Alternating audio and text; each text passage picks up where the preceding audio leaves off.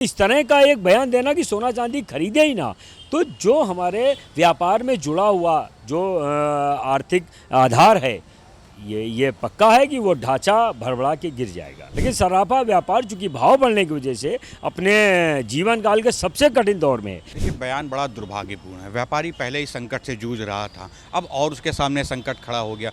और ये बयान कहीं सूझबूझ वाला नहीं लग रहा। उनकी बात को अगर 50% भी देश के लोगों ने मान लिया तो समझ लिए व्यापारी फांसी लगाने की नौबत पे आ जाएगा। सराफा व्यापार को, दुकानों को बंद करके और हमको या तो हमको इच्छा मृत्यु की का योगदान दें। ये बयान तो नोटबंदी के बाद गोलबंदी जैसा है, कुछ अलग तो है नहीं दोनों चीज़ों में। देश के प्रधानमंत्री हैं, देश की अच्छी व्यवस्था के लिए, देश के व्यापारी के हित में काम करने के बजाय आज देश के व्यापारी को संकट में डाल दिया इस बयान। प्रधानमंत्री नरेंद्र मोदी के बयान के बाद गोल्ड बंदी जैसी स्थिति हो गई है। हमारे साथ बात करने के लिए सराफा जो व्यवसायी हैं, व्यापारी हैं, वो तमाम सारे लोग खड़े हुए हैं। उनसे बात करते हैं क्योंकि आज बड़ा प्रोटेस्ट हुआ है और प्रधानमंत्री मोदी के बयान को लेकर के ही आज सराफा मार्केट की बंदी है। ये पीछे आप देख रहे होंगे, ये सराफा की दुकान है लेकिन पूरी तरीके से बंद है, तो उसको हम नहीं दिखा सकते अंदर से, तो इसलिए बाहर लोग खड़े हैं, हम उनसे बात करेंगे। मनीष जी, पहले अपना परिचय दे दीजिए, फिर हम लोग आगे बात करते हैं। मैं लखनऊ महानगर सराफा एसोसिएशन का अध्यक्ष हूँ और all India jewellers and Goldsmith federation का प्रदेश अध्यक्ष हूँ। प्रधानमंत्री नरेंद्र मोदी के बयान के बाद किस तरीके का आप लोगों में रोष है या क्या प्रतिक्रिया है? पहले देखिए, कल जो हमारे देश के प्रधानमंत्री माननीय नरेंद्र मोदी जी ने एक देश की जनता से आह्वान किया है और उस दुर्भाग्यपूर्ण आह्वान के विषय में हम यही कहना चाहते हैं कि जो सराफा व्यापार है वो पहले से ही बहुत कठिन दौर से गुजर रहा है और हमारे देश के प्रधानमंत्री जी का इस तरह का किसी एक खास स्टेट के लिए बयान देना वो उस स्टेट के लिए बहुत नुकसानदायक साबित हो सकता है। इससे करोड़ों सराफा व्यापारियों और उनके परिवार के या उससे व्यापार से जुड़े हुए उनके स्टाफ, उनके परिवार पे के आर्थिक जीवन पे संकट डाल सकता है। अब किस तरीके का आप लोग डिमांड कर रहे हैं सरकार से? क्या कुछ आपने कुछ ऐसा प्लान किया है, आपने कुछ मांग रखी है? क्योंकि सराफा व्यापार आज बंद है पूरी तरह नहीं, हमारी अपने प्रधानमंत्री माननीय मोदी जी से एक यही डिमांड है कि या तो जो उन्होंने बयान दिया है वो सराफा व्यापार के हित के लिए कोई सार्थक बयान जारी करें, अन्यथा अगर वो कहते हैं 1 साल के लिए लोग सोना चांदी ना खरीदे तो 1 साल के लिए जो देश के जितने लाखों करोड़ों सराफा व्यापारी हैं उनके हाउस टैक्स हैं, उनके घर के बच्चों के बिजली के बिल हैं, उनके दुकान का किराया है, उनके स्टाफ की तनख्वाह है, उसके परिवार का खर्चा है, उनका जीवन यापन खर्चा, हम सभी सराफा व्यापारी उनको अपनी अपनी दुकानों की चाबी बंद करके सौंप देंगे और 1 साल के लिए हम सभी सराफा व्यापार से जुड़े हुए प्रत्येक व्यक्ति की जिम्मेदारी केंद्र सरकार ले ले। अगर ऐसा हुआ, जैसे प्रधानमंत्री ने जो बयान दिया है, जो बात बड़ी कही है, उसको लेकर के कभी ये नहीं हुआ कि वापस लिया जाए? अगर इस तरीके की चीज़ें हुई, लोगों ने मार्केट आना छोड़ दिया, गोल्ड नहीं खरीदा, तब क्या करेंगे? तो मजबूरी है। हमने कहा कि अगर मान ली उनका बयान का असर तो पड़ेगा ही और अगर उसमें कोई वो सुधार नहीं करते हैं तो ये कन्फर्म है कि सराफा व्यापार को, दुकानों को बंद करके और हमको या तो हमको इच्छा मृत्यु की का योगदान दें और या तो फिर हम लोग के लिए मजबूरी है कि हम लोग जा कर के और अपने परिवार के साथ मोदी जी के सामने सरेंडर कर देंगे। तो पहले से आप लोग संकट से जूझ रहे हैं, मार्केट के संकट से जूझ रहे हैं और अब इस तरीके के बयान से और नहीं लगता आपको ज़्यादा संकट गहराएगा? बिल्कुल, व्यापार जो इस समय सराफा व्यापार तो सभी अपने कठिन दौर में, लेकिन सराफा व्यापार चूंकि भाव बढ़ने की वजह से अपने जीवन काल के सबसे कठिन दौर में आज सराफा व्यापार 15 से 20% से ज़्यादा का रह नहीं गया है और उसमें इस तरह का बयान जैसा कि आप सभी जानते हैं कि हमारे देश के मोदी जी के सबसे ज़्यादा फॉलोअर हैं। अगर उन फॉलोअर ने उनकी बात को मानते हुए ऐसा कोई भी कदम उठाया जी तो ये 100% के सराफा व्यापार इस देश से ख़त्म हो जाएगा। कह रहे हैं कि अगर सोना नहीं खरीदेंगे तो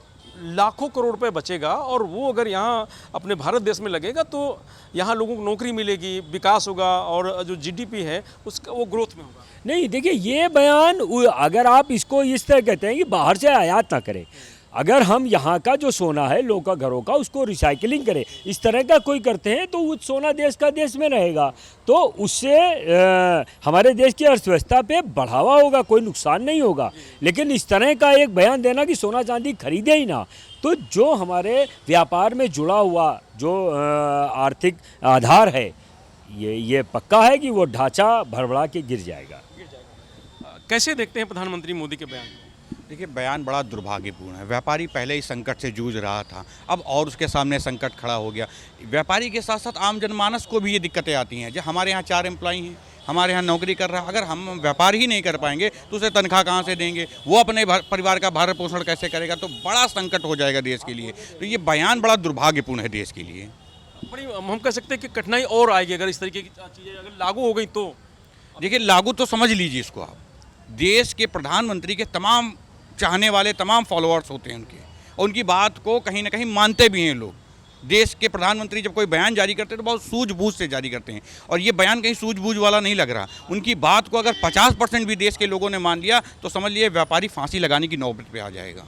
तो ये भी तो कह रहे हैं कि लोग अपने घरों में जो 25,000 टन जो सोना घर में रखा उसको बाहर निकाल के लाए बेचे, ये भी तो कह रहे हैं प्रधानमंत्री। देश का व्यापारी सोना खरीदेगा फिर बेचेगा कहाँ? हमारे पास भी एक लिमिटेड पैसा होता है, एक जो धन होता है एक समय उसकी सीमा होती है कि इतना ही धन हम रख सकते हैं, उससे अधिक तो धन हमारे पास भी नहीं होगा तो ब्लैक मनी हो जाएगा।